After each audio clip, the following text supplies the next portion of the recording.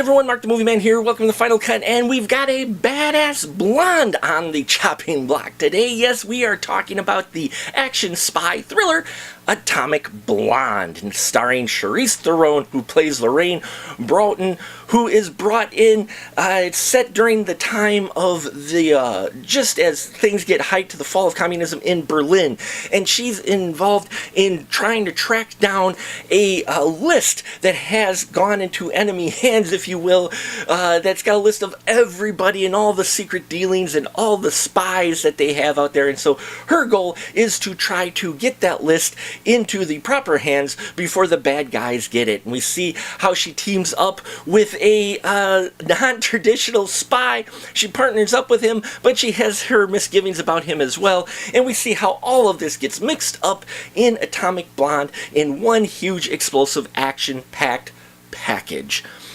I'm going to say right now, the action scenes in this film were phenomenal. While we did get a glimpse of most of them in the trailer, when we get these action scenes, they were intense, they were fantastic, and Charlize Theron did all of her own stunts from what I'm being told and what I've read up, which is amazing, which allowed them to do some great camera work during these fights. Just like in John Wick, which a lot of people have likened it to, you can do a lot more stuff when it's the actual actor doing the fight, and she kicks major ass. In the trailer you saw, where she is in a ice bath and she comes out, she's got bruises in that. I have a feeling some of those bruises may not have been special effects or makeup.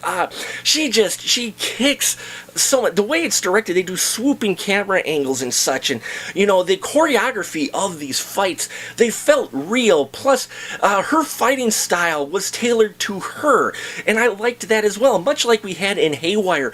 These scenes are just brutal in their action with her, and they're going to surprise you, I think, as well. Now, James McAvoy is also in here. His character plays kind of a shady type of character, and I liked his portrayal as well, but it really is Charlize Theron's show, and you get this really cool soundtrack that plays, a real interesting coordination between the music and the fight scenes in particular. It's being set in the late 80s, 1989. You're going to get this really interesting mixture in the soundtrack, and I dug the soundtrack as well. What I will say, though, for me, as far as the story goes, this film, the spy story, it's alright, but I think it's executed a little bit clunky by the director. While he handles the action scenes fantastically, getting there and the story and the narrative in between is handled, I think, a little bit bumpy. It could have been smoothed out and tweaked a little more. It was kind of your basic spy story that we've gotten before, and while the ending may surprise you a bit, which I saw the ending coming, it was a bit predictable. I was happy to see the way they ended it, because they did leave it open, a little bit of a spoiler, they did leave it open for a sequel, but overall, I had fun. The film didn't blow me away, but anything, go see it for the action sequences and seeing Charlize Theron kicking some major ass to some cool ass music is the main reason for watching this film. The story, not so much. John Goodman, Toby Jones also show up in here as well.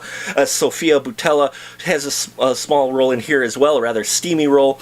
In general, yeah, it's a fun action film. While it doesn't blow me away, like, oh my god, I still found myself entertained throughout. And that'll about do it for us here at the Final Cut. Please leave your constructive thoughts about Atomic Blonde down below. Love to hear what you had to say about this film. For me, as a spy thriller goes, it's just but those action scenes, man, they really kept me going. So thank you so much for your support. Until next time, keep that ticket stub.